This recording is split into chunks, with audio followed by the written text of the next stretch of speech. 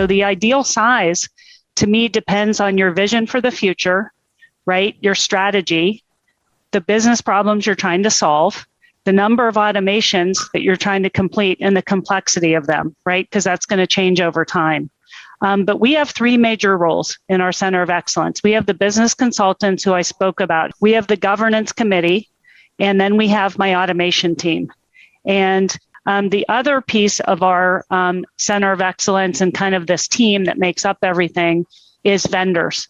And our relationship with our vendors is very important. And when we were first getting started, I set up our Center of Excellence, and then I reached out to some vendors to have them validate each piece of our Ready Dev Go model, right? To look at our governance up front, to look at how we're collecting everything that we need, how our developers are developing, right? So we use them, right up front to compare that and say, is this really turning into a best practice model?